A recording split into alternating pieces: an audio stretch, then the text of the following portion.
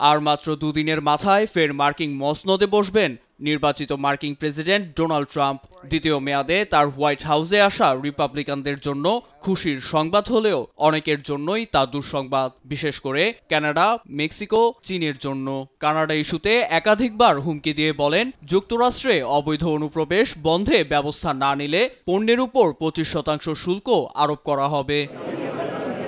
কানাডার সব পণ্যের উপর আকাশচুম্বী শুল্ক আরোপ করলে কানাডার অর্থনীতি হুমকির মুখে পড়বে। এমনকি ট্রাম্পের কঠোর ট্যারিফ শুল্কের খেসারত দিতে হবে আমেরিকাকেও। স্থানীয় সময় শুক্রবার এমনটাই মন্তব্য করেন কানাডার পররাষ্ট্রমন্ত্রী মেলানি জলি। এ সময় বাণিজ্য যুদ্ধের জবাব কঠোরভাবে হুঁশিয়ারিও দেন তিনি।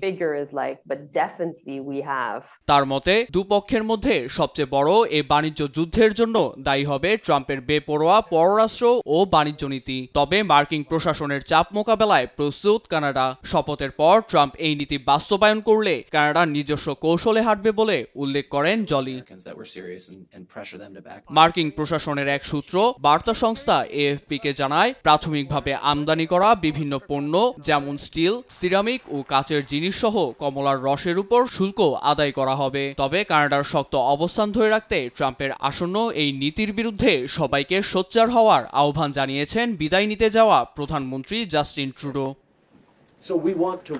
কিন্তু আগে থেকেই অট্টাওয়াকে সাবধান করেছে স্কটিয়া ব্যাংক। জানায়, এই বাণিজ্য যুদ্ধের জন্য দেশটির জিডিপি প্রায় 5% হ্রাস পাবে। দেখা দিবে বেকারত্ব ও জ্বালানি সংকটের মতো ভয়াবহ সংকট। যদিও অর্থনীতিবিদরা বলছেন, ট্রাম্পের এমন নীতি সংকটে ফেলবে আমেরিকাকেও। এতে দেশটিতে বাড়তে পারে বেকারত্ব, মূল্যস্ফীতি, এমনকি নিরাপত্তা ঝুঁকিও। নীরব দাস, নিউজ ডেস্ক, দেশ টিভি।